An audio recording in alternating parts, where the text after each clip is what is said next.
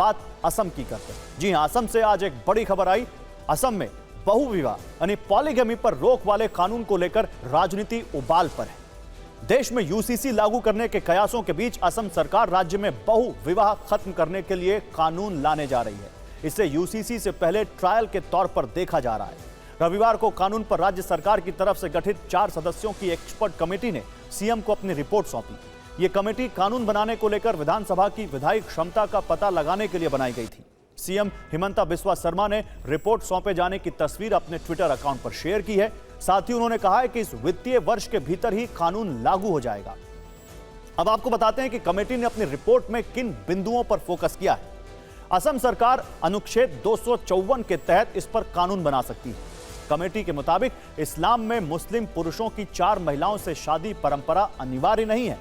शादी और तलाक समवर्ती सूची में आते हैं, इसलिए केंद्र और राज्य दोनों के पास कानून बनाने का अधिकार है।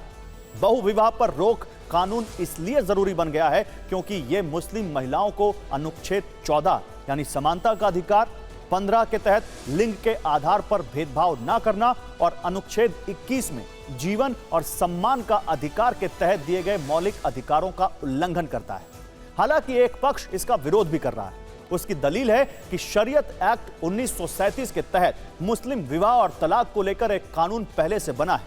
यह एक केंद्रीय कानून है। ऐसे में अगर कोई राज्य इस मुद्दे पर कानून बनाता है तो इसके लिए उसे राज्यपाल से नहीं बल्कि सीधे राष्ट्रपति से सहमति लेनी होगी। अब विपक्षी नेता असम सरकार पर कानून की आड़ में ध्रुवीकरण की राजनीति करने का आरोप लगा रहे हैं। हालांकि सरकार सभी आरोपों को खारिज कर रही है। कानून पर हो रही तल्ख बयानबाजी पर हमने एक रील तैयार की है, आइए आपको वो दिखाते हैं।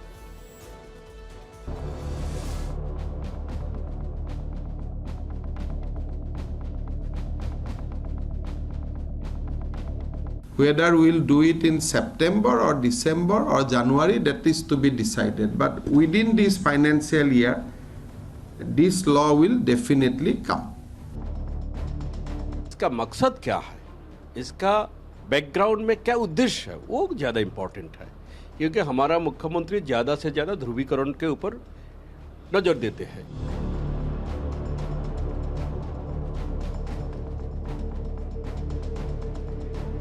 असम सरकार को इस तरह के बयानात देने, इस तरह के काम करने से अपने आप को रोकना चाहिए।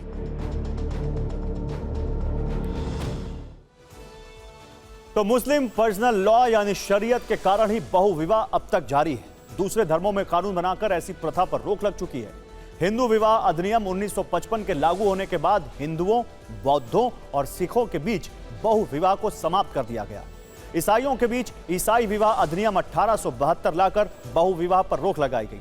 पारसियों के बीच पारसी विवाह और तलाक अधिनियम 1936 से बहुविवाह को समाप्त कर दिया गया।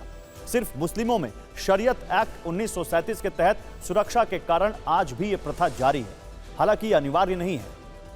तो देश में कैसे बहुविवाह प्रचलन में है, इसके लिए हम आपको नेशनल फैमिली हेल्थ सर्वे 2019-20 की एक रिपोर्ट का ये आंकड़ा दिखाते हैं। कानून के बावजूद ईसाइयों में अब भी सबसे ज्यादा 2.1% बहुविवाह होते हैं। इसके बाद दूसरे नंबर पर मुस्लिम है जिनका आंकड़ा 1.9% है। तीसरे नंबर पर हिंदू हैं जहां हिंदू विवाह अधिनियम के बावजूद साल 2019-20 में 1.3% बहुविवाह हुए। चलिए इन सभी बड़ी खबरों के बाद आइए अब आपको दिखाते हैं देश की बहुविवाह के बारे में अब इस पर विरोध होना शुरू हो गया है और इसको लेकर असम की सरकार का एक पर्टिकुलर सेक्शन ने विरोध किया।